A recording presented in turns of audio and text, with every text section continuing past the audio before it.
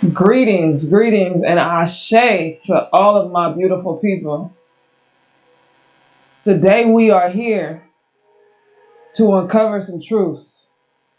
We've been talking a lot of truths in the last few episodes, a lot of direction. Right? Today we are here to reveal even more indoctrinations that have been placed upon our people. I think it's important that we understand the truth of where we've been to know that where we're going. I think a lot of people try to shame us for being involved and indulged into this history. But like I said, in order to know where you're going, you have to know where you've been. Right? You're more than the plantation. But in order to know that, you have to know where you were before the plantation. I think that you also have to know how your systems were dismantled and destroyed. Right? Because before the plantation, you was gods, goddesses, kings, queens, etc. The children of Israel. And in order for the children of Israel to rise, you have to know exactly who you were. And today, I am here because in my last episodes, I told you where you came from Egypt. Right? When you overthrew Pharaoh. The ancient Egyptians, the black ancient Egyptians. Queen Nefertari, Queen Tai. In Ethiopia, King Solomon. Queen Makeda. Which are biblical people that are represented in the biblical history. Right? And then your people traveled from Africa to the Americas. Your people are 3.5 plus million years old. The oldest people in the world. But they tried to make you an inferior people when you have inhabited these lands before anyone. So to say, for you people who say that you came here on a ship, that's not your history, that's not your truth. And it's time that you learn your truth. And that's to understand that your people have the navigation tools to travel these oceans and walk these lands. Because to say you're not American, you're not an American Aboriginal, but then call all these other people American Aboriginals is to say that your ancestors were incompetent. For all my Pan-Africanists who fail to recognize and acknowledge the knowledge that your people possess is a disgrace to your people. You have to acknowledge, in order to get Pan-African unity, you have to acknowledge that your people possess the tools to navigate the world. To navigate the world. In order to get that Pan-African unity, in order to get that Pan-African unity that you claim that you are seeking, you have to acknowledge your ancestors and their navigation tools. We know they invented medicine. We know they invented everything. Everything when the world was black. So acknowledge that they traveled to these lands and became prisoners of wars in these lands. But today, and shout out to the ancestors all around us. All right? This is where my wisdom comes from, the ancestors. I wouldn't be here today if it wasn't for the ancestors. So don't ever think I'm not acknowledging them. Mansa Musa, Marcus Garvey's, Malcolm X, Angela Davis, the ones that's still alive, Harriet Tubman's, right? in this land. So, today we are here to talk about, in the last episode, so I talked about we came from Africa, from ancient Egypt, and they try to rewrite our history. Americas, where they try to rewrite our history. In the last primary episode, we talked about how we got into bondage. All right. Today, we're going to talk about our generation. See, those were the generations before us. Now we're going to talk about our generation, because we have to now hold ourselves accountable, and not only just hold ourselves accountable, but realize what parts we're playing and how we're going to navigate this future and this upcoming future, right? We just had this election, so we know. It's in the scripture. Israel will rise. The children of Israel is our time. Our time is now. You guys voted 80+%, 85%. Right? While others voted to stay in bondage, what you told me is that you're ready to opt out.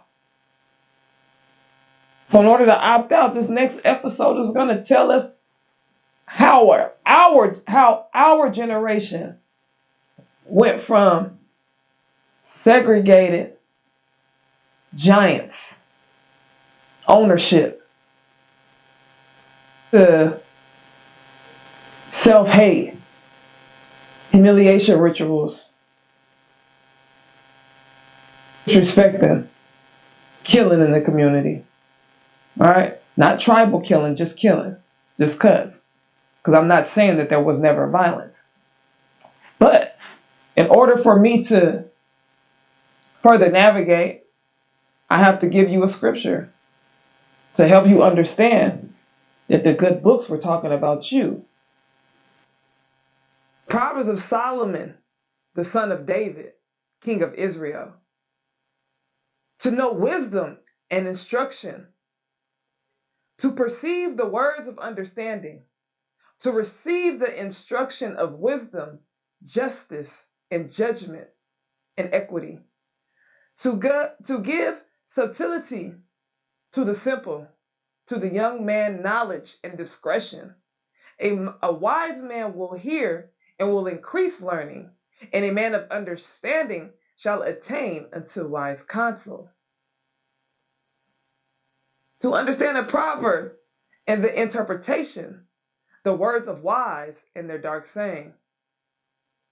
The fear of the Lord is the beginning of knowledge, but fools despise wisdom and instruction. So that's equivalent to today. Knowledge, and like I said, and knowledge is your power.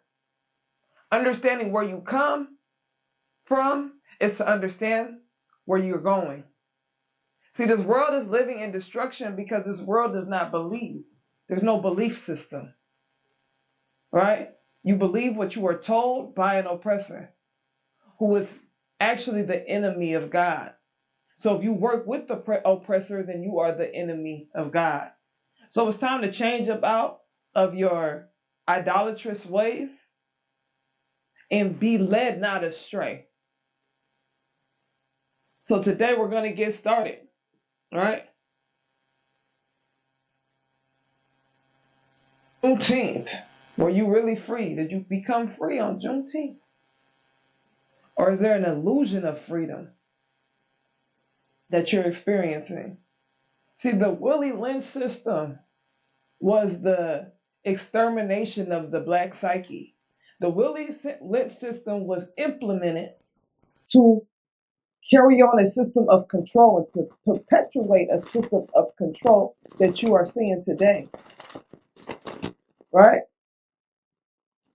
Bug breaking, the division of your household. Right? You buck break your children. The men are buck broken. Women are independent. Right? So that's the division, divide and conquer, to divide your household. we see the system of divide and conquer continue to perpetuate through the years. See, the Willie Lynch system, as he said, is something that's supposed to continue for thousands of years. It's never ending. So in order to understand that, you have to understand your psychology, where your psychology comes from. It comes from this system of breaking the psyche. So to say that your ancestors were weak, no, it took hundreds of years to break the psyche of your ancestors. So in order to obtain knowledge that you must obtain, you have to go beyond the plantation. And that's where I come in. That's not only where I come in, that's where you have to come in. All right. So, we're out of the plantation, right? We're out of the physical bondage. The illusion, it's the illusion that we're out of it, actually. But some things that I want to, because I think that you think that you're in a better place. We always talk about this progress, right? And for me, it's like, well, what progress? Because I want to point out some things. I want to give you a versus. Segregation versus integration. And there's been many people that led in the integration movement, including Martin Luther King, who said, I believe I've integrated my people into a burning building. As many as other freedom rights movement people who have said, integration was never our goal. We never saw integration as a solution to the problems. We were seeking desegregation. And I think confusion on that point has continued to erode the collective self-confidence of the Black community today. Just a very confusion. You see, I fought against de jure segregation. That is, when someone absolutely forbid me to go into a restaurant or live in a given housing complex, I was just restricted. That means I can go to whatever store I want. I can go here, I can go there. You're not telling me, oh, I can't walk on this sidewalk. And then it led to this. So in segregation, right, your people had community versus today where your people have separation. You had family and tribes. Now we don't practice our family or tribal ways. Even post-segregation or post-integration, there were still Sunday dinners. And you'll see that in your old movies. We don't practice any of that. The family reunion come maybe once a year for some, maybe every 5 years for others, but it's a lot of family trauma. And nobody in the family wants to sit down and address that family trauma post-integration. Didn't have these problems that we have now with the dad leaving and the I'm not gonna say we didn't have the problems with the dad leaving, because we're gonna get into that. But we didn't have the problems that we do today, which includes, the dad leaving, actually. Which includes the dad leaving, which includes the daddy and the mommy issues. Right? I would say it's become a normal. I'm not saying that it never happened then. I'm just saying it's become a common thing in our community, a norm, a stereotype that we proudly accept instead of accepting the responsibilities that we have as men and women to be a part of our community and our tribe. Right? We have Black-owned businesses. Today, people will tell you, I don't like the way Black people do it. Right? First of all, we are hundreds of years behind when it comes to the business thing. So, one, we're not distributors. We're not producers. So you're not going to be able, like the Chinese man or whoever, the white man, you're not going to be able to get things at the price point that they are able to get things. So when the price is more expensive, when shopping with your people, just accept that the price is more expensive until we become producers. That's one. I'm not shopping black business because they don't operate. Customer service is gone for everybody. So the customer service thing is nothing to even be talking about at this point because I haven't seen good customer service from anybody. And also do understand we're learning how to navigate, right? Our attitudes as a people is different than everybody else, right? They say that we're docile people, but are we? We're kind of really a little bit aggressive. And, you know, I believe that we've always been aggressive, but I believe that we've always had community. Like we don't get aggressive until it's time to get aggressive. We're just not naturally aggressive. We're not naturally fighting people. We will fight. We're physically capable of it, but we're not naturally destructive people. That destruction came from Europe. So then when it comes with the black owned businesses on the other side of that, you have the integration side, the jealousy. Sometimes it's not because you're finding reasons not to support your people because we have this crab in a barrel mentality. Sometimes it's, oh, they doing better than me. I'm not helping nobody doing better than me. Or, oh, I should have been doing this. Right? You're finding, or even the, oh, I'm not supporting black businesses. That's a crab in a barrel and a self-hating mentality. I'm going to wait extra 15 minutes. I'm going to give my grace. I'm going to know I'm going to have to pay more. Those are things that I know. And I'm still going to support my people. Because when we make it, we're going to make it. But you'll patron the opposition. You'll go over there and spend with the oppressor. And that's my problem with you. Is that you have such an integrated and progressive mind that you left your people behind. And that's the problem I have. When we're segregated, we have organizations. Then we have gangs. The gang culture is ridiculous. And the gang culture doesn't stand for what it once stood for. We have pride in segregation. We have pride in our people. We have pride in what we do. We're self-sufficient. Now we don't have pride in anything. We have pride in glorifying gangbanging. We have pride in fornication, hypersexuality. Those are things that are aiding in the destruction of our community, not the uplifting. Like I said, we had communities. Now we have projects and hoods. We had unity. Then we have welfare. We were producers. Today we're consumers. So is that progressing? Regress. But what I understand is about my people when it comes to trying to assimilate to white culture and white people, Caucasus Neanderthals, Kronos complex people. And everything, I seen a quote the other day. It said, if a white man tells you his history, you sit there and you listen and you believe it.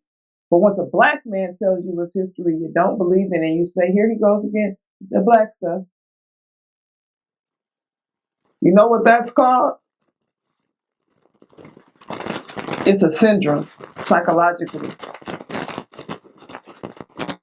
It's called the Stockholm syndrome.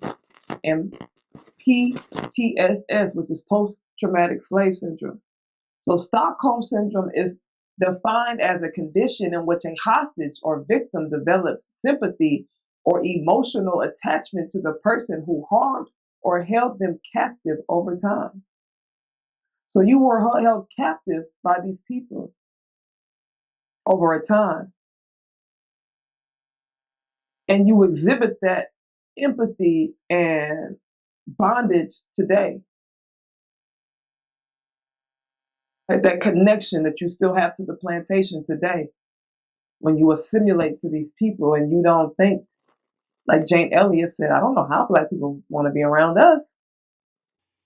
I cannot understand why Black people who have been subjected to the ugliness that they've been subjected to in this country can get up every morning and go to work among us and not be absolutely furious. And I don't understand why we allow white people to behave the way they do. I don't understand that.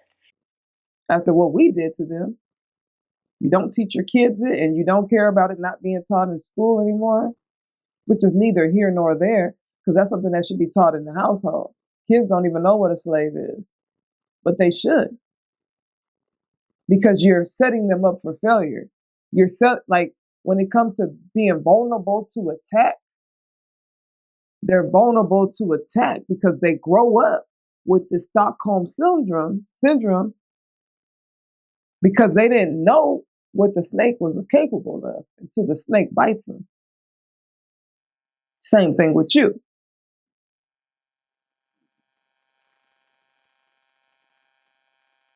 PTSS is a theory that explains the etiology of many of the adaptive survival behaviors in African American communities throughout the United States and diaspora.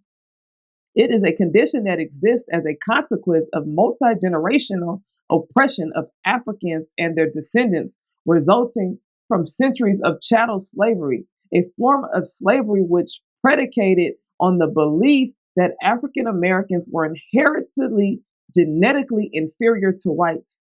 Then was this was followed by institutionalized racism, which continues to perpetuate injury, thus resulting in MAP, multi-generational trauma together with continued oppression. A, absence of opportunity to heal or access the benefits available in the society, leading to P, post-traumatic slave syndrome. So a lot of people say, slavery was so long ago. Slavery was so long ago. Slavery, one, was not that long ago. Let's say that. Is some people alive that have experienced, their parents have experienced slavery. Their grandparents experienced slavery. Grandparents have experienced, let me rephrase that. There's people alive today who have somebody alive today, one of their recent ancestors, elders, who have experienced, have a family member, a mother, grandfather that experienced slavery. Right? Which means that epigenetically, that's the epigenetic inheritance through your DNA, it has been passed down only maybe 2 generations. Right. But let's compare that to you guys calling us Africans. When ancestrally we cannot trace back an African to our ancestors. But you want me to say that I'm African. Did my people travel from Africa thousands of years ago? Yes. Did they go to Asia thousands of years before they traveled to America? Possibly, depending on which part of the navigation your people came, your ancestors came. All right. Were they the early Negritoids that traveled to the US? Or were they the later Negroes who traveled, or Negroids who traveled still by themselves to the U.S. But you can't trace an African back, but you can trace a slave back. But you want us to say, forget slavery, and you don't deserve anything, but you want me to claim Africa. Make it make sense. Don't ask the Aborigines to say they're African. You don't ask the Negritos to say they're African. You don't ask none of those people. Why? Because their people have been in their lands for thousands of years, just like we have. Go read earlier than you think, earlier than they think. Right? I'll put the book up there for you guys. I also talked about it in the latest episode, in the last episode, one of the last episodes. All right. A is the absence of opportunity to heal or access the benefits. So we have not had the ability to heal from our PTSS, our Stockholm syndrome, because it's perpetuating on an axis, just like Willie Lynch said it would do. All right. We don't have the benefits available in society. We have forged our way to where we are today. See, a lot of y'all rolling around in y'all Benzes and y'all BMWs, and that's a beautiful thing. But we forged our way. That wasn't handed to us. Before you think you got some privilege, know that you forged your way. And some of you have become colonizers yourselves and infiltrators yourselves and indoctrinators yourself, propagating the agenda that they gave to you to pass on to your people. So now I want to play a clip, right? We're in a rat race. We're in a rat maze. Everything that's done, so they use lab rats to test, right? Social experiments. So there's a man, and I'm not sure what his first name is, but his name is Calhoun. He did the Calhoun rat maze experiment. And I'll put some of it in here. And another choice that we have, which will have to be in effect by early in the next century, is that he can stabilize the population. That is, one, he can keep going not very much longer, above 9, well, I haven't got this figure. This would have been at 9 billion. I haven't quite gotten my figures here. It's sort of doubled to 9 billion. But if this is the end point, if the number of children per adults continues as it's been in the past, there would be about 9 billion people at this point.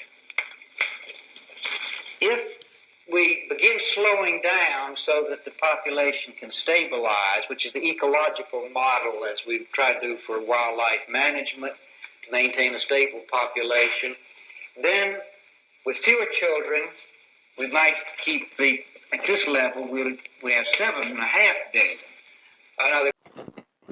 In this rat maze experiment, he isolated the female rat and the male rats, putting them in communities synonymous to projects, right? Your projects, your everyday projects, your pork and beans and weenies over there in Florida, your let me get my thoughts together. Your pork and beans and weenies over there in Florida to your Jordan Downs over here in California. All right. So to your old blocks to wherever you're from. And in these projects that he created, this rat maze, during the experiment would see what you would see today. Who are withdrawn, they are highly stressed animals, but the stress comes from each other because of this peculiar violence that they exhibit, which leaves them as this animal with his tail all chewed up, but they do it to each other. These are highly stressed individuals. On the other hand, the beautiful one, which I just showed you, are very extremely unstressed, and the run we've... So some of these male rats became homosexualized or hypersexualized, right? When they were in their isolation. Male rats are ready to mate, the males consented, and the enclosed space meant that a female could not escape the continuous advances of the males during these periods. Even when they would enter their nests for a reprieve, they would be followed in and harrowed. These factors together resulted in an extremely high infant mortality rate, in one case reaching 96%. For the males, this manifested in different ways. The female rats became independent, didn't want a man. When they integrated them, they had no need for them. The male rats also were isolated too, had no need for them, so they were called pansexual rats.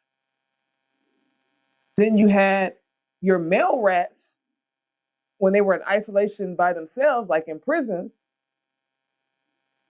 with no female contact, they would become aggressive with each other, and they would start fighting each other, robbing each other. The rats is robbing each other, right? Not only were they doing that, they were SAing each other as well. So, and then when they integrated them, the communities carried how they carried, or they were hypersexualized and they started doing the stuff to the females. The females didn't want nothing to do with them, like I said. And it became synonymous to the society that you live in today. Among the lower class males were three groups. The first he described as the homosexuals, which he immediately corrects as pansexuals, who would not compete for status, but would often attempt to mate with any other rat, regardless of gender or age. Much like in the end pens, these advances went unchallenged. The second group he described as somnambulists, who moved slowly through the pen without interacting with other individuals in any fashion, and the other rats, in turn, ignored them, except in rare circumstances. These rats, externally, he described as fat, sleek, and healthy-looking. But to him, the strangest group was the third, which he named the probers. These rats were hyperactive, hypersexual, and pansexual. Despite violence from the dominant males, they would viciously pursue females in heat, eschewing any sort of courtship ritual and following them into their burrows to mate. And that's exactly what the purpose of his rat maze experience was, to assimilate to.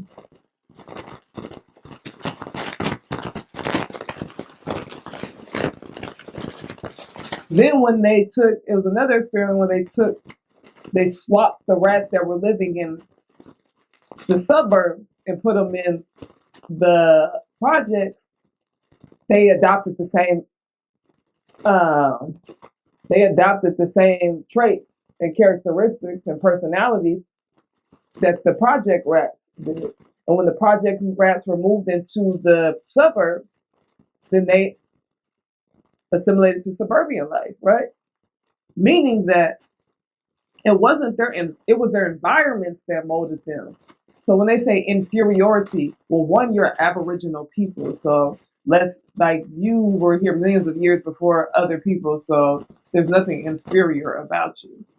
You are the mitochondrial Eves of the world. So that's important to know. Other thing is the school system. So youth development is very important, because when we go back to like your Plessy versus Ferguson, understanding and redlining, it's understanding what took place, the rat maze that took place. Put these people over here, these people over here. These people are here over here are working with scraps. They're working in small, tight communities. And the resources, we'll take the resources sometimes out of the community.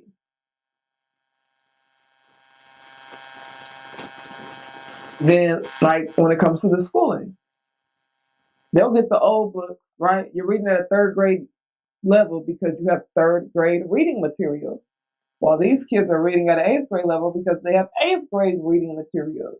They put more into their school system than you do, right? You'll never see a private school in the hood. That's a part of your redlining. I learned that in social economics or sociology in college. I thought that, like, when I read that, I thought that always stuck with me. Like, damn, they really like separate people and then make people go to school here. Baby. That makes sense. Okay. Some kids having to take the public bus to go to school and all type of stuff. Then in school, they indoctrinate you even further. School is like a prison to pipeline, right? But, and we'll talk about that later, Christopher Columbus, they taught about Christopher Columbus for years. And even though they decided to stop speaking on Christopher Columbus, I still see Christopher Columbus coming up on my calendar as Christopher Columbus Day, as if he is some big navigator and discoverer of some land and he just came up that he fell upon. And that's not true. And I see my friends complain today about they're still teaching some of this in some of the schools, including private schools. And I'm like, well, when are you going to challenge the curriculum? That means that you're involved in the curriculum. That means that you know what's being taught in your schools to your children and you're challenging it. Right? I think it's important when you have kids to be intentional. You have to be involved in kids' development every step of the way. So you cannot allow your kids are very impressionable, right? Their ability to obtain information and see things and understand what's going on and retain that information and suppress it and then remember it, impeccable. Don't sleep on them kids. They pay attention to everything. So because they do, why would you allow your child to be indoctrinated in the school system? All right?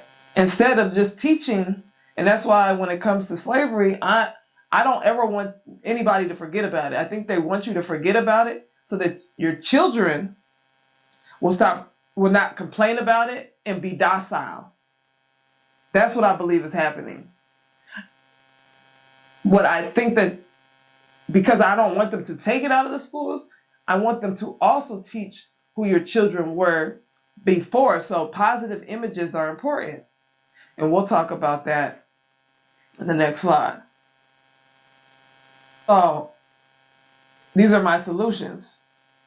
One, which I think I already went, changing the curriculum, which includes teaching economy, credit, ownership. That includes teaching self-sufficiency, agriculture, construction, textile, clothing, etc. How to cook, right? Your home economics, which was the culinary and all that stuff that we had in high school. I'm not sure if they still do that today. But it can't just be one level. It can't just be like, we're going to do this year and then the next year's. No, those things have to carry on. Teaching the emphasis and importance of math and problem solving, right? Because I'm not a mathematician, but your kids should know how to add, divide, the basics. I'm not telling them that they got to learn geometry and all that stuff, which is important in its own way, right? I use geometry in basketball all the time. So, self-images are most important when it comes to school. And here's 3 self-images right here. All right, this one is AI, the one all the way to the right. The middle one, that's Queen Makita. That's a re-image of Queen Makita, who was a Aboriginal melanated queen. Don't let them tell you anything else because they try to whitewash history. You'll go online and see Queen Makita was a Caucasus lady. Caucasus lady. But her bloodline is very much black. When we talk about Haile Selassie Haile Selassie is not a Caucasian man. And King Solomon wasn't either. He comes from the bloodline of those people, including Nipsey Hussle. Comes from that Solomonic bloodline. You have Queen Tai of Egypt. Right? Kemet, ancient Kemet. So going further into your self-images, they used to teach these negative, stereotypical self-images in film, including Disney. That's why I used to want to support Disney until I got older and realized how racist Disney is. Not only are they racist, they practice in the trafficking and all of that.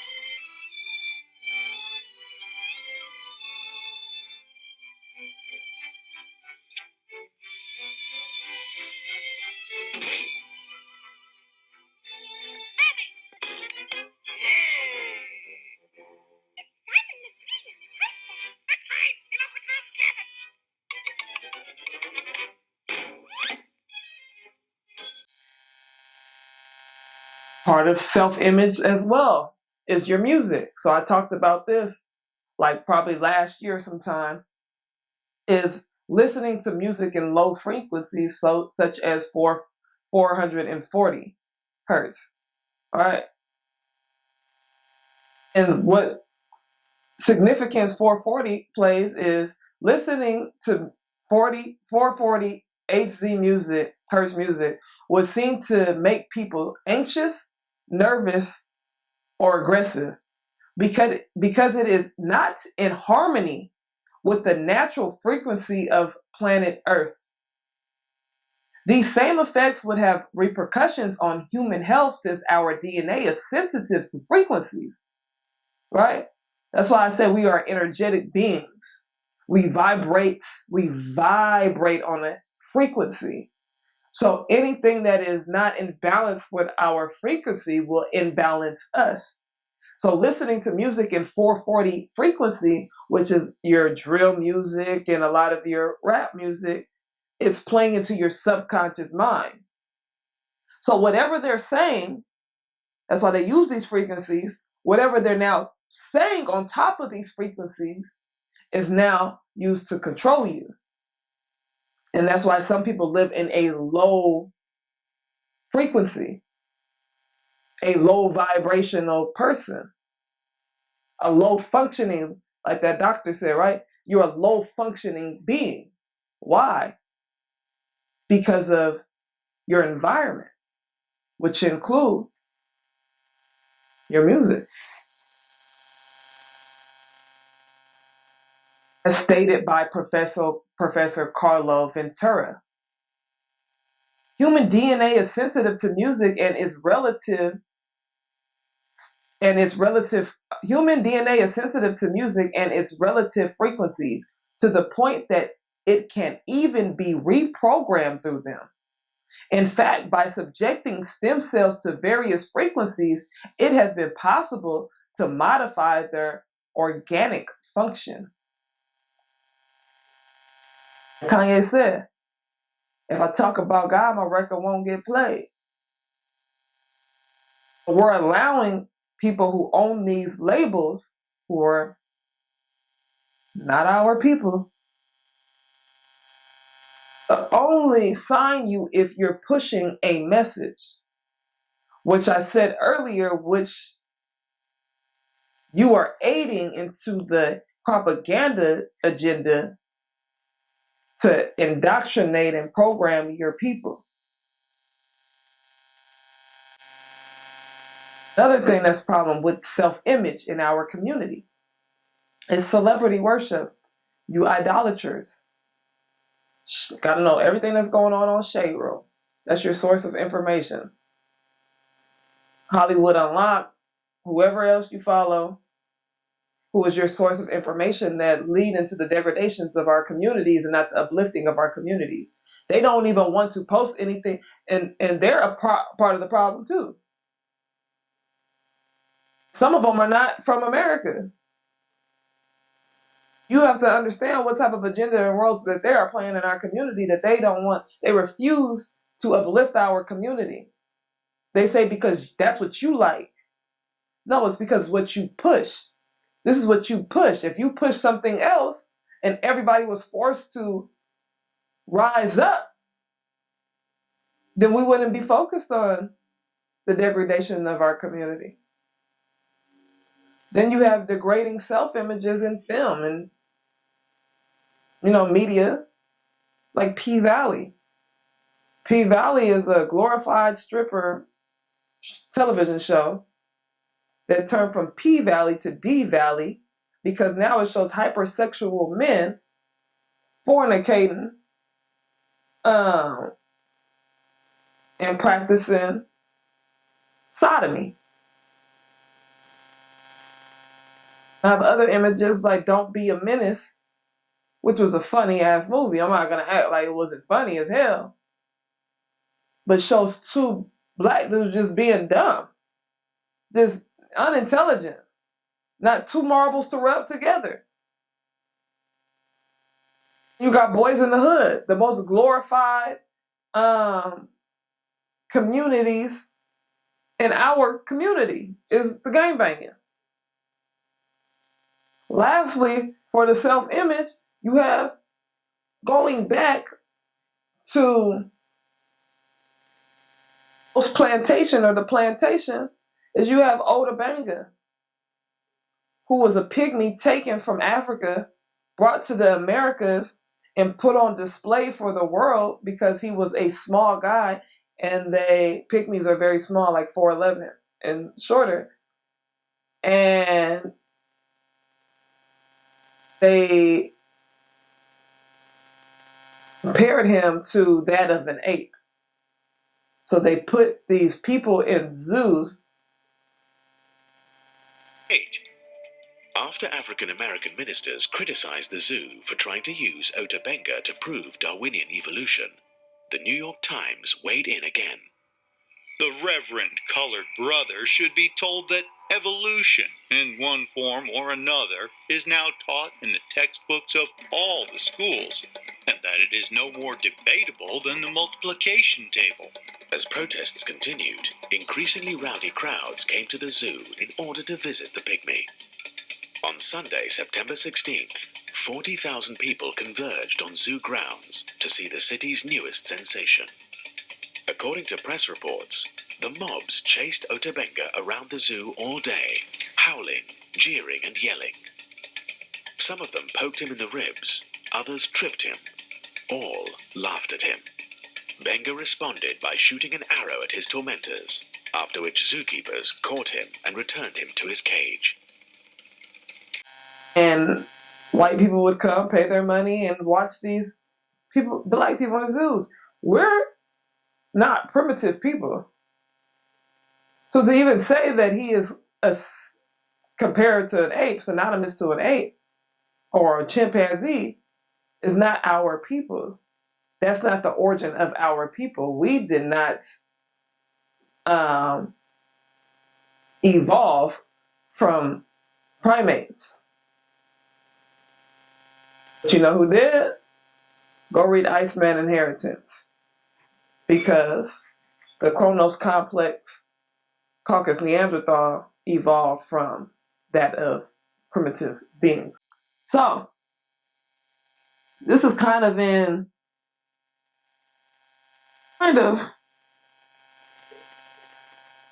historical order. I'm not going to say it's all because I went over the schooling and all that. But kind of still. The next thing I want to talk about is Planned Parenthood. I know that's been a big topic with the My Body, My Choice, Donald Trump versus Kamala. But understanding the origin of Planned Parenthood is important, because Planned Parenthood was created by a eugenist named Margaret Sanger. And her purpose for Planned Parenthood was to stop and decrease the birth rate of your black people, because she believed that black people were, one, inferior, and they shouldn't be procreating, especially under the conditions of which they lived in poverty, which was a system created by her people and ancestors, which goes back to your PTSS, and that's what was the A. Yeah, we don't have the ability to obtain the success at the level that you do because of the resources that we have been robbed of, Miss Margaret Nefarious Sanger. So, Planned Parenthood to control, sterilize, and slow down the birth rates of minorities disguised as a pro-choice, not pro-life. Developed by white birth control reformers who consulted with African Americans for help in promoting the project on only well after its inception. So what Miss Margaret Sanger would do, and all the rest of them would do, is they would go to your local churches and get the pastors to promote these things, these plans that they had, right? So they use the pastor as a plant. And if you watch Harriet on Netflix, you'll see even there, they use the pastor to promote slavery. Slave, honor thy master. Right? And you can assume that that was something that was placed in this book via King James and those people. So, the pastor is not, always for the community. Let's just be clear. And why the pastor did it, I don't know. Don't have a clue. The Negro Project and associated campaigns were nevertheless widely supported by such black leaders as Mary McLeod Bethune, W.E.B. Du Bois, and Reverend Adam Clayton Powell Jr., influenced strongly by both the eugenics movement and progressive welfare programs of the New Deal era. The Negro Project, from the start, largely indifferent to the needs of the black community, and constructed in terms and with perceptions that today smack of racism. The report states that Negroes present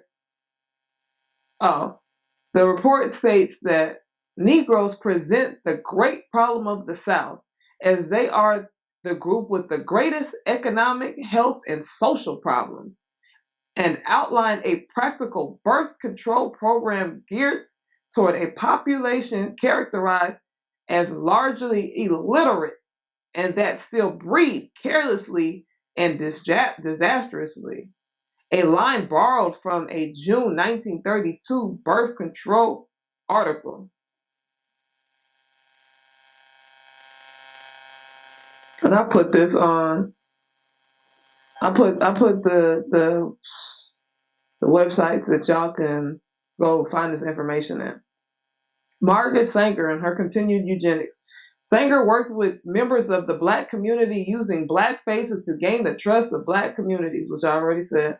Sanger reiterated the need for black ministers to head up the project in a letter to Clarence Gamble in December 1939, arguing that we do not want word to get out that we want to exterminate the Negro population, and the minister is the man who can straighten out that idea if it ever occurs to any of their more rebellious members.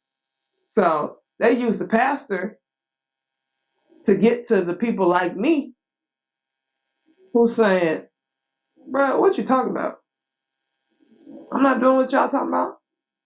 But since black people all in the church and do whatever the pastor say, that's how they was getting people. That's that indoctrination, that can't think for yourself. This passage has been repeatedly extracted by Sanger's detractors as evidence that she led a calculated effort to reduce the black population against their will.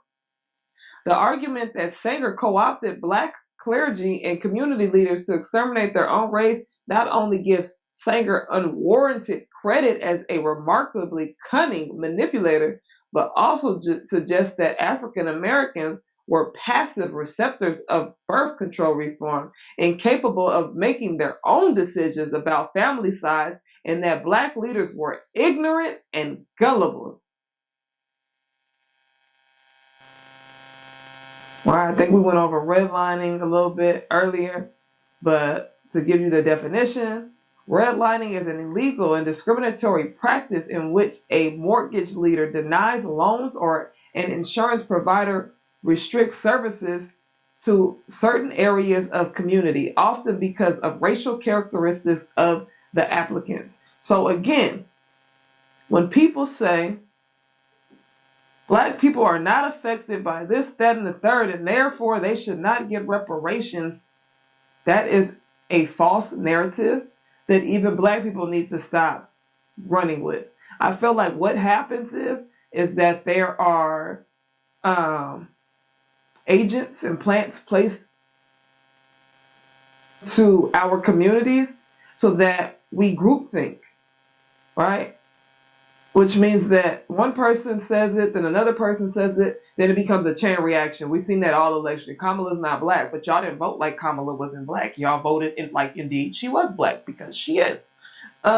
Same thing with the redlining and the loans and all this stuff. That evidence of redlining is the systemic denial of mortgages, insurance, loans, and other financial services based on location and that area's default history, rather than on an individual qualification or credit worthiness. Notably, the practice of redlining is felt the most by residents of minority neighborhoods. Yes? I'd like to make a withdrawal.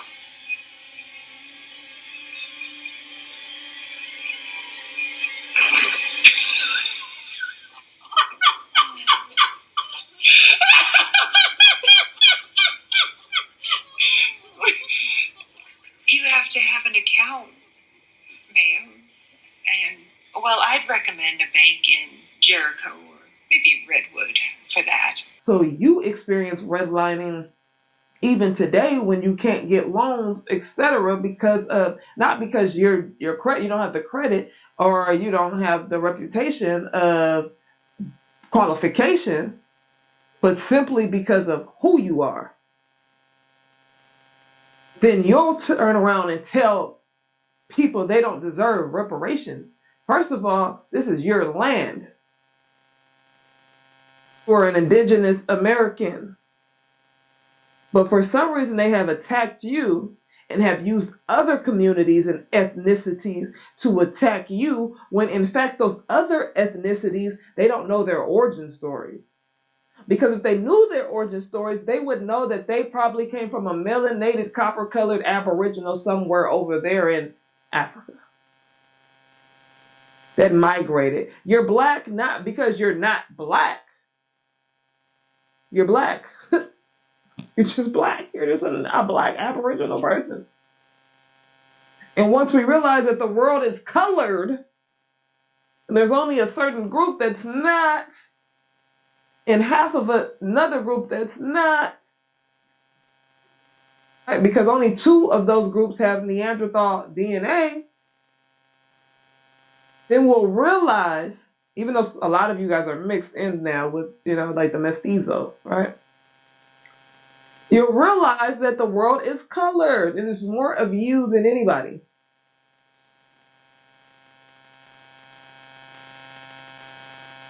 Another thing that happened during redlining is that the Asians, and your parents know this, All right. They came in and they bought up all of the black businesses. So that's why you see them in your neighborhoods. We talk about this all the time. If it ain't nobody in your neighborhood, it's an Asian. When you go down there to the SWAT, and they do not, obviously, people say that black people are so scary, but obviously we're not that scary if you in our ghettos. Because you go to the SWAT meet, you go to the Waterman, you go to the Slauson, you go down there in Compton, Crenshaw, Inglewood, Watts, Rialto, wherever, Pomona, who's going to be there?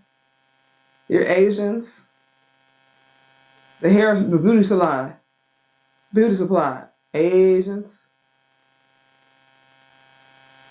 We got to start owning these industries that these people make money at. We got to say, yo, they up in our neighborhoods making all this money doing what?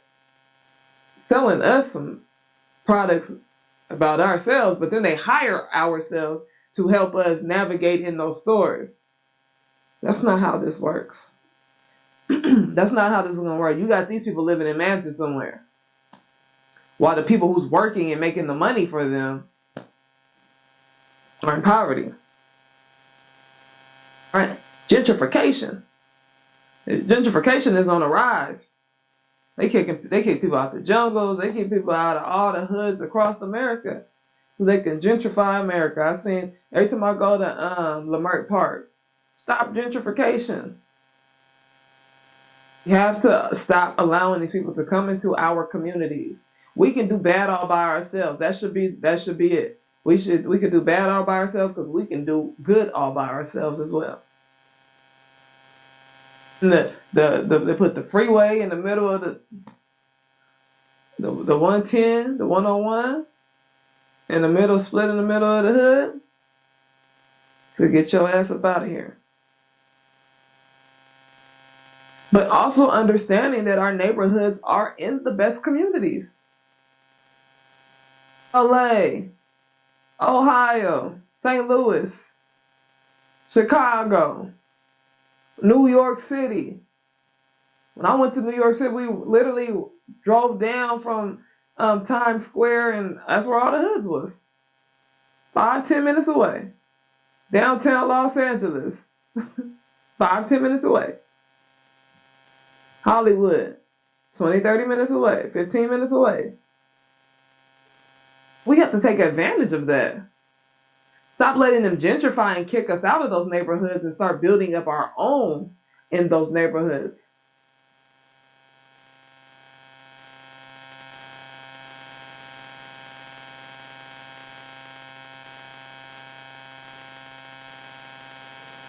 The Annenberg Institution for School Reform at Brown University recently released a new paper called the Exploring the Impact of Historical Redlining Policies on the Education Outcomes, including school district funding, school diversity, and student performance. The findings demonstrated that districts and schools currently located in the formerly redlined neighborhoods have significantly less pure pupil revenues, larger shares of blacks and non-white student bodies, less diverse student populations, and lower average test scores compared with those located in neighborhoods that were not redlined.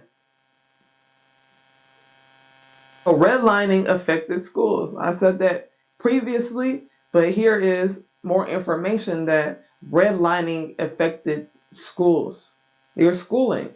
So today when we say, oh, these kids are in the 3rd grade, 5th grade reading level, it's because we are still experiencing oppression.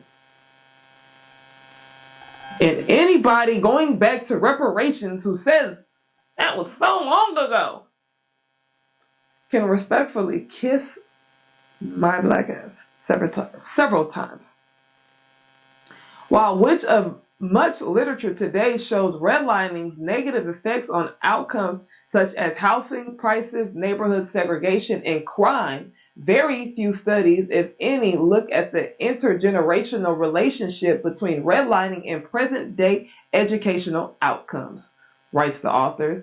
These findings suggest that education policymakers need to consider the historical implicators of redlining and past neighborhood inequality on neighborhoods today, which designing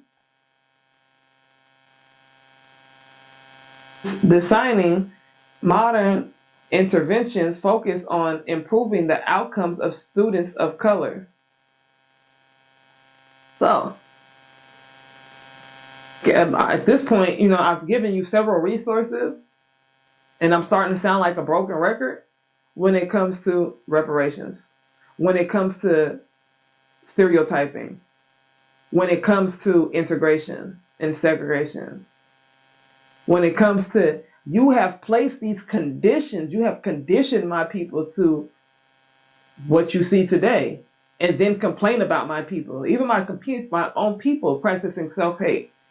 Right? Where's the education? See, I never judge my people by what they do because I know where they come from. To understand why we do what we do, you have to understand what is the origin of why you do what you do.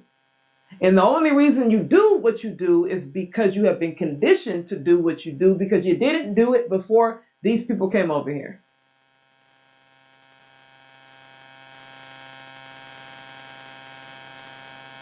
And this will allow us to get into our next point on stereotyping and conditioning when it comes to integration versus segregation, when it comes to self-sufficiency versus dependency in the welfare system. The welfare system was created, and I made a movie about this, right? Hopefully one day somebody sees this episode and says, hey, we have some money for you to fund that movie. Because the movie tells us about everything that I'm talking about today. And it's almost like Snowfall, but better. Because it involves everything. Right? And welfare was designed to divide our community. What I mean by that is, in order to be on welfare, divide and conquer, you have to separate the household. That means that a man couldn't possibly be living with you because he's supposed to be providing. So if a man is living with you and he's providing, then you shouldn't be on welfare. But the man is not making what he's supposed to because he has all of these barriers in his way. Integration. That he can't provide for his family. So now he has to move out the house, which creates a what? A repetitive cycle. Fatherless homes, not because of welfare now, but because of what you see, you emulate and you imitate. Man in the house rule was a welfare policy that prevented adult men from living with the mothers and children receiving assistance, right? And that was implemented in 1960. Welfare was implemented in 1935. That was to not only create a fatherless home, but to normalize it, which you see today. But now y'all got enough money that if you stayed inside the house, now both of y'all are making money. Now you guys are living within your means, not above your means, beyond your means. And you are creating a family, right? But because we have institutionalized the conditionings of slavery, post-slavery, we'll continue to see this. So then there became organizations after that were here to uplift the community and create solutions for the community, like my favorite people, which were the Black Panthers, 1966 to 1982.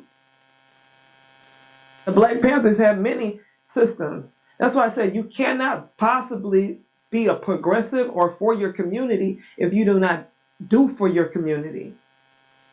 Right? The Black Panthers had 10-point programs, which include, that's why when people talk, I'd be like, where's your 10-point programs? What are you doing for your community? When they talk about celebrities, like, they're not doing for their community. A toy drive is not doing for your community. Right? Black Panthers will get out there and feed the kids before school because, and not just before school, but during the summer, because the kids didn't have food.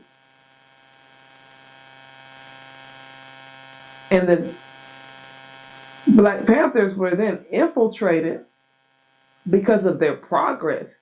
They standing on 10. That's why we can't conceal in California, because of the effects of the Black Panthers.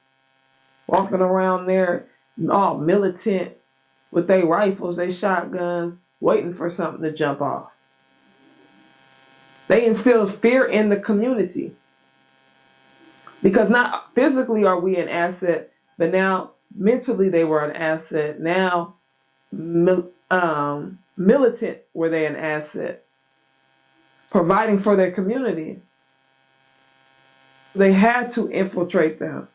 And people, they got a couple local recuses to go in there and infiltrate, as they do with every system today. That someone else was selling, or well, Mitchell was part of a squad, in my opinion, of about 5 or 10 agents, and each one of them had their little activities within the Black Panther Party.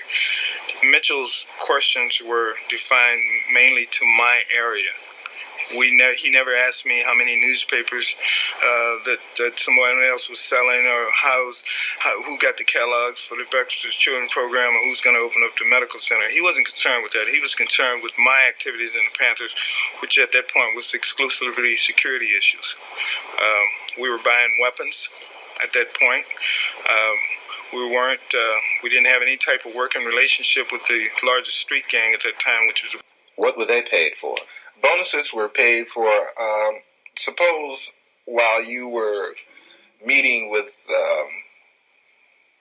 or you were at a meeting with Bobby Seals, Chulai of the Red Army happened to come to the meeting too, which is something which would be a new development.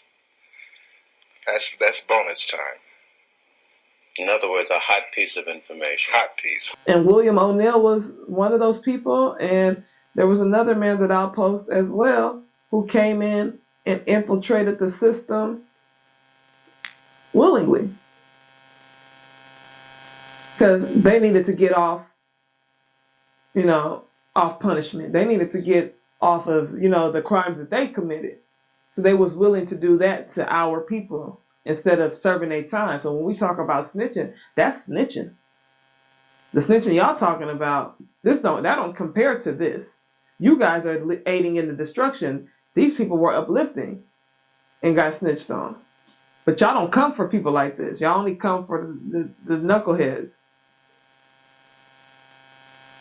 Right? Being agents in our community. Then y'all start gangbanging, like I said, doing the knucklehead stuff. And then my problem with the gangbanging is you're not representing what you were here to represent. If you know anything, like, a gang should be treated like a sorority or fraternity. How many OGs got something today worth talking about? Not many. So you're letting someone lead you who has nothing. And then the creation of the gang was to protect the community. So in order to be a part of a gang, like I said, a fraternity or sorority, you should have to know your history. Because these gangs nowadays running around, people creating their own gangs, whatever, they're running around and they're just destroying the community. They have no vision, they have no goal, they have nothing. These neighborhoods this isn't accidental. I feel like the white man has designed this black on black crime, bro. and they're promoting demonic music. There's no opportunities. They're trying to keep black people in these environments. And I feel like what's happening is, bro, this is a racist man's wet dream, bro. Seeing black man kill black man. Yeah. But it's heartbreaking, because I feel like people are aware, but it's too far gone, bro. Yeah, because I swear to God, I'm aware of that shit. We should be tripping off but the other race. Everyone should be together, bro. But shit, it's too late for all that being together shit up as a community. But what does blood stand for? Brotherly love overcomes and overrides destruction. In Cripwa's Community Revelation in Progress, where is the brotherly love overcomes and overrides destruction? When you are the ones that are aiding in destruction.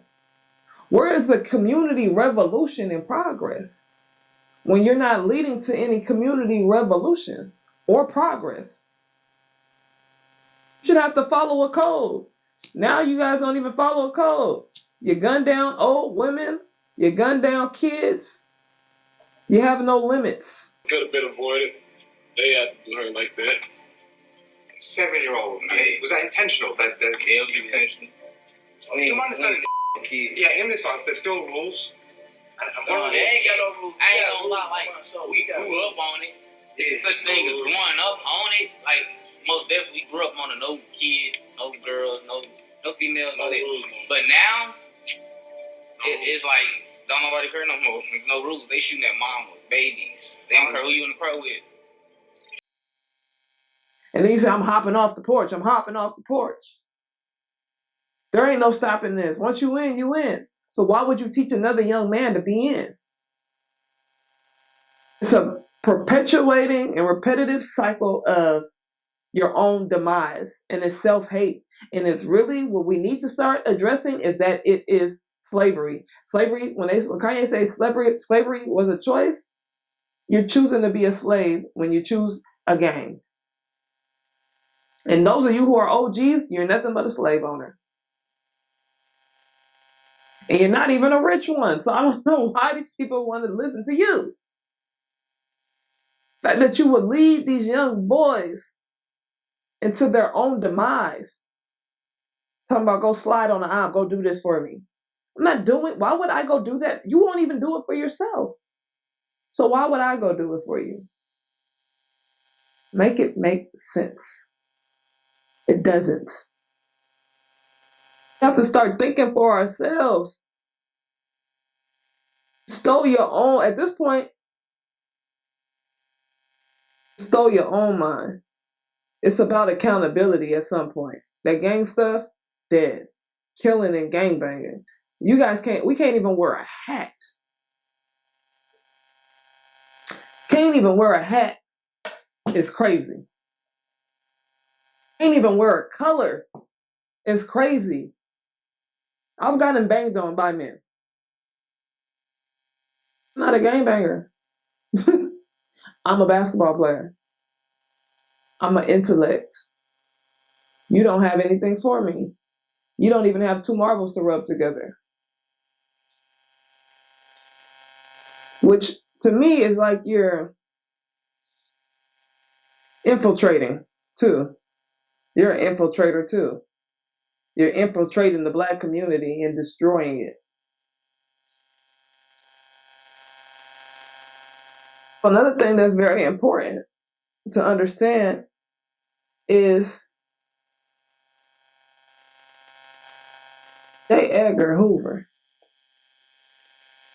J. Edgar Hoover said, and the FBI director, he was the director of the FBI, was asked what is, in his opinion, was the single greatest threat to the United States of America. He said the Negro unity. And what he meant by that was the unity of the Black Panthers.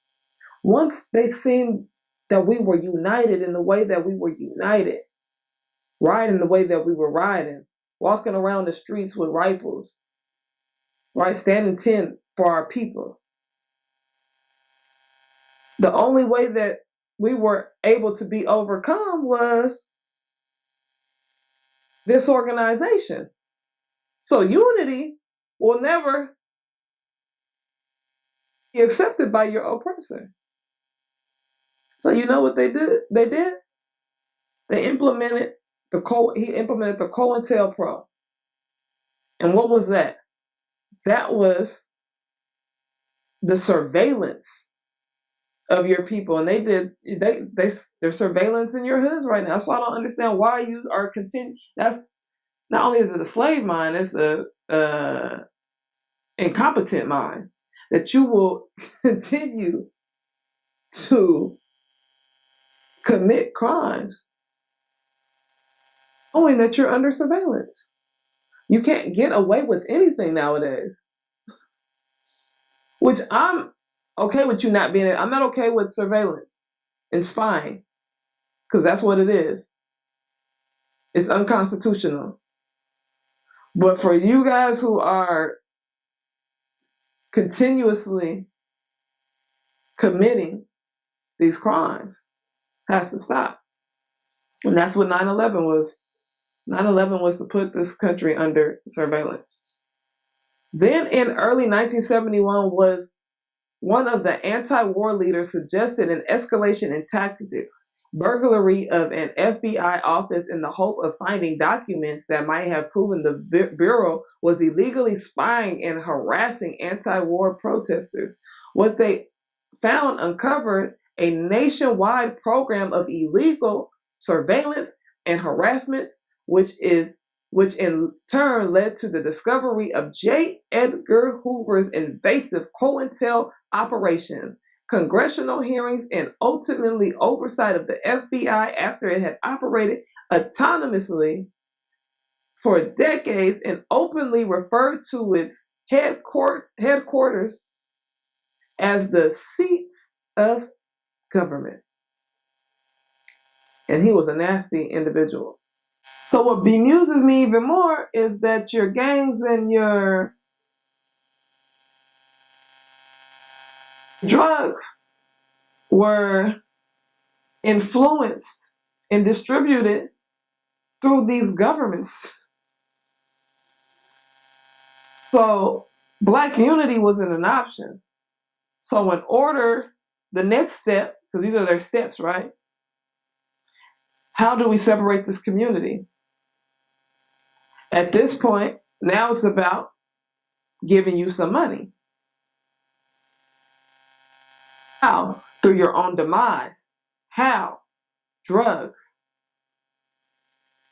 Now, they started distributing, the CIA and the DEA started the distribution of drugs into your communities. And Gary Webb, which was a journalist, I believe, a reporter, exposed this. And then he was found committed, off themselves, supposedly, which we know is not true. And there has been, ex-DEA officers who have corroborated Gary Webb's story.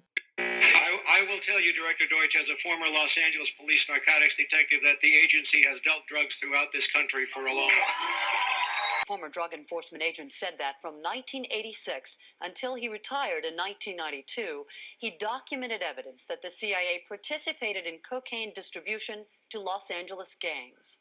The CIA and the DEA knew that the Contra pilots were involved in narcotics trafficking.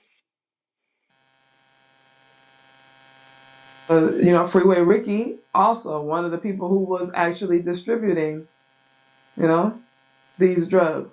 But then you look at the effects today of the crack epidemic in the war on drugs in the 80s, and you see the effects of that today. We have nothing but drug addicts running around here. You got some drug addicts, some functioning, right? There's functioning and dysfunctioning. You got some functioning drug addicts in your homes, in your communities. And then in your communities, you also have dysfunctioning drug addicts. And then across the world, you have your skid rows, which includes some drug addicts. Everybody's not a drug addict. But those are your effects. Which was what? Implemented by your governments. Where do you think cocaine came from? You got weapons. Then because you need to protect your neighborhood, they gave you weapons. After they gave you drugs. So now it becomes a territory thing. Now it becomes wars on the streets. You got guns and weapons from all over the world. And you ain't been all over the world. And a lot of your gang members are smart enough to know that, but still continue to play in this game.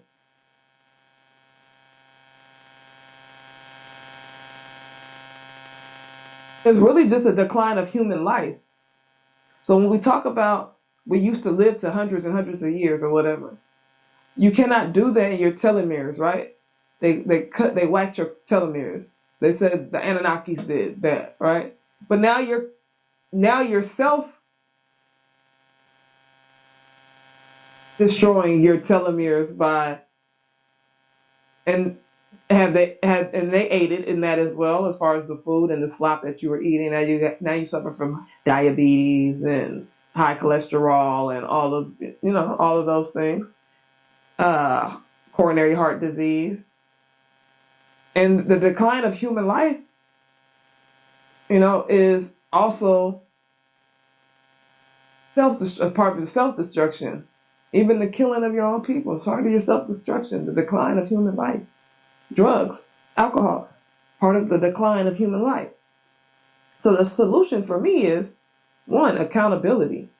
You have to say, okay, I used to live this life. Okay, I lived this life. I'm ready to change this life. I need to get into these programs. Am I going to experience withdrawals? All right, probably. But I have to be committed. But you have to be committed in your mind. You have to change your psyche before you can be physically committed. A truce. Now, I don't know how we're going to get truce on the street. Finally come together. Unified by rioting against the police, they declare a tentative truce. We, as the Bloods and the Crips, have joined together without any problem from the police, the media, and the Bloods and Crips as one. We'll be able to give back to the parks, recreation, and the rest of the community can live without, so the community can live without fear.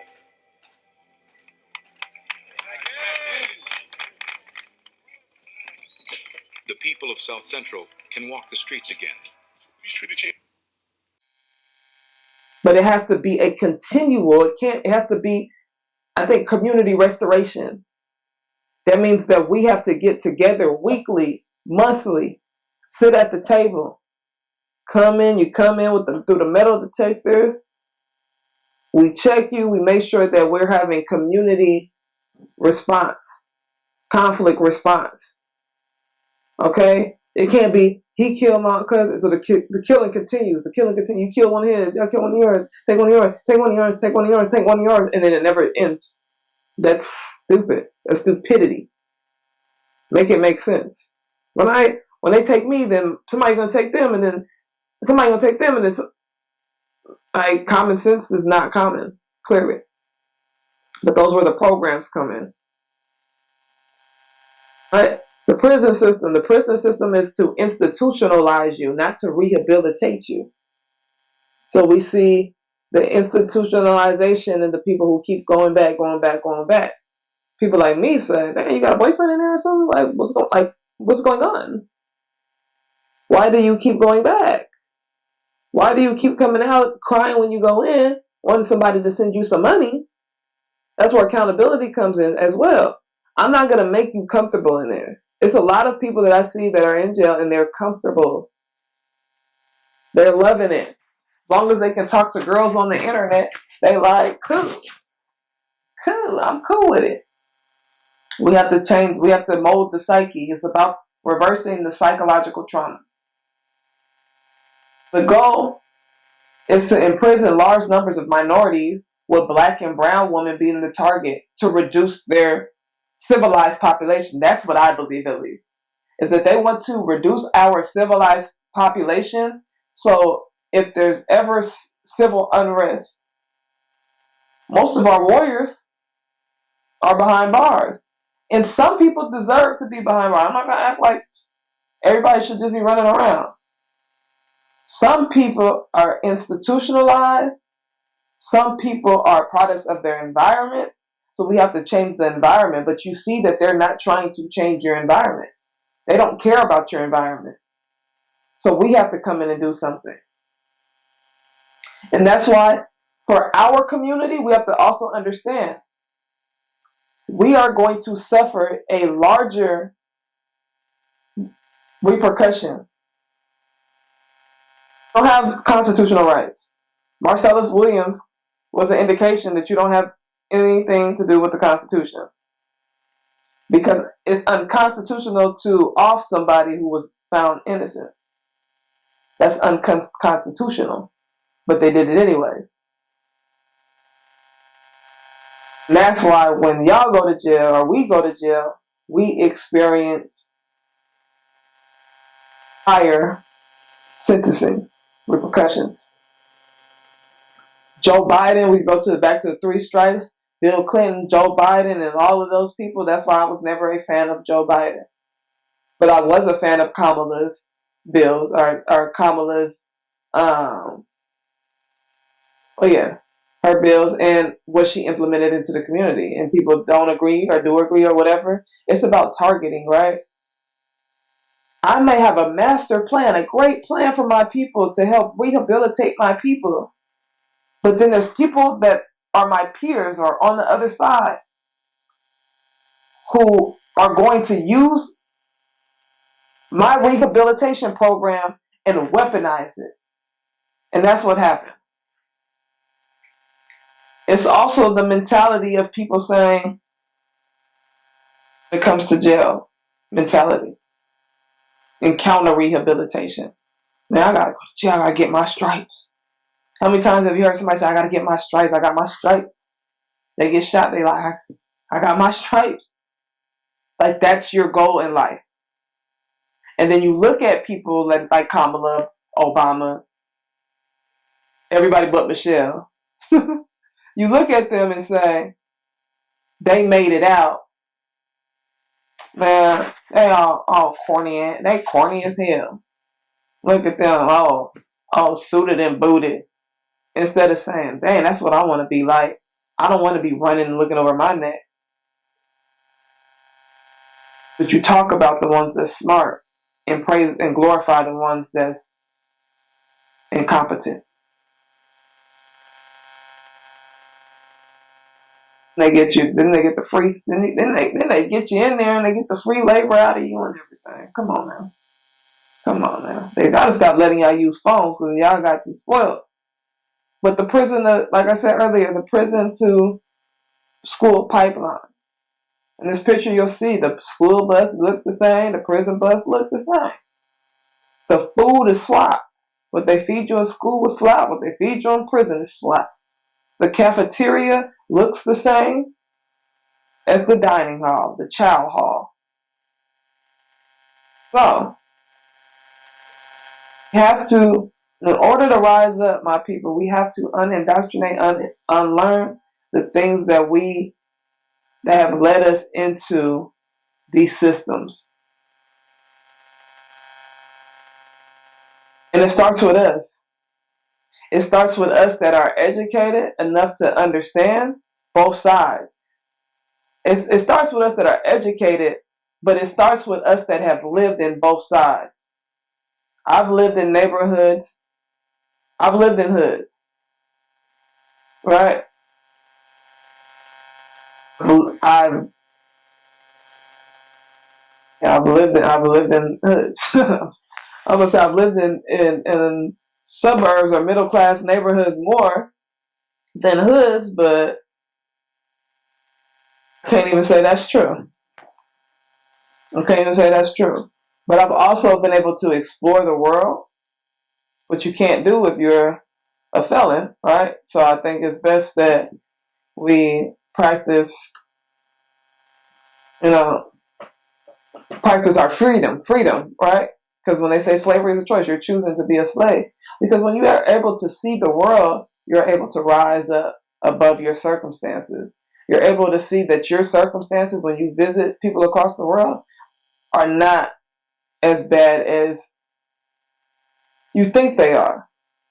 Even though you're systemically conditioned and oppressed, in America here we do have a privilege that people in other countries do not. So that's one thing that you will be grateful for when you visit the world. Another thing is we value materials more than people. When you go and visit the world, you'll see that people in other places like such as Bali, they value people more than they value anything. Like being full is being greedy. And that means if you have money, you can be so full, continue to eat, and not care about your surroundings, only care about yourself, which is the entitlement of Americans. Is to look at your neighbor and to say, with disgust, walk past people, not say hi. Just the normal human values that we don't have on display is something that we need to go back to. Our ancestral ways in community is what we need to go back to. Valuing ourselves is what we need to go back to. Healing our trauma. First you have to recognize your trauma to heal from it. So identifying the trauma. I love all my people. Whether you live in poverty, whether you're wealthy. I love people more in poverty than wealthy. God or Jesus, Muhammad, Abraham, Job, Jacob, Yaqub, etc. Moses, and with the impoverished. In this world, in this biblical holy times that you're living in, you're not going to escape fighting. Alright? That doesn't mean fighting each other. That means fighting your oppressor. So we have to stop thinking that things are just going to change. We're going to get some great president that's just going to change everything about us. Just change our atmosphere, change our mentalities. That's not going to happen. People of Israel must rise. You are the people of Israel. You are going to rise. I believe that Pharaoh is entering the throne. I believe that Pharaoh is a multiple people. Multiple is the 5-headed dragon, 7-headed dragon, 9-headed dragon. And the only way that you conquer Pharaoh is not to be docile and submissive, but to fight against the enemy. But in that, you have to prepare. So, because this has been a long episode, I'm going to get 3 cards today from the Black History cards. Hold on. I'm going to grab 3 cards. I got 1 here, 2 here, 3 here. Let's see what we got. Skeleton remains in the UK, the Pagalese people of Madagascar, and King Tutankhamun. Whatever, Skeleton remains. Episquish, UK. A group of skeletons remain in England in 1992 and carbon dated between 1190 to 1300 CE. This discovery confirmed that these remains are the oldest fossil evidence of African traits located in Middle Age Europe. Archaeologists excavated the site again in 2002 and 2006, discovering more remains. About 150 skeletal remains were discovered, with at least 9 of the skeletons to be sub-Saharan African, origin, while others had traits from the northern African continent. The remains have started to tell the story of their lives, such as they ate a well-balanced diet. Well, these was some mixed people, 1190 to 1300 CE, which included black folks. The Malagasy people of Madagascar, 1 to present. The Malagasys are a culturally diverse group thought to be the first people to settle on the island of Madagascar. 2 kingdoms, the Marina and the Sakalava, rose up in the 17th and 19th century, were supported by the British but eventually colonized by the French. Genetic testing shows their ethnic makeup to be about 60% African and 40% Asian. The culture mix stemming from the different groups migrating to the island. Even though the people are racially different, they share the same language and culture in each region. The Malagasy believe that their dead ancestors influenced their lives and tried to keep them happy by avoiding certain activities like pointing a finger at a grave or wearing red at a funeral. Red at a funeral is pretty crazy, I ain't gonna lie. King Tutankhamun, you know I am not good with those people's names, reigned the 18th Egyptian dynasty from around 1332 to 1323 BCE, which made him the 12th pharaoh. Tutankhamun was about 9 years old when he became king around 1332 BCE. 9-year-old is crazy. During his reign, King Tut, thank you, King Tut, because I could never get your name, tried to restore better relationships with ancient Egypt's neighbors. King Tut also reversed the radical beliefs that his father forced upon Egypt and reinforced the more traditional religious beliefs.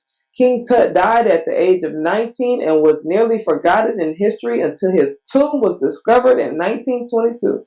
King Tut's tomb was the most intact Egyptian tomb ever found, with thousands of artifacts from King Tut's time that have helped historians understand the Egyptian dynasty. King Tut. So that's all I have for you today, my good people. I hope that we can rise above our circumstance. I want y'all to engage with me. I'm gonna continue to share more and more. I want you guys to be open for new information, though. I love you all. Shout out to the ancestors. Shout out to the creator and creatress.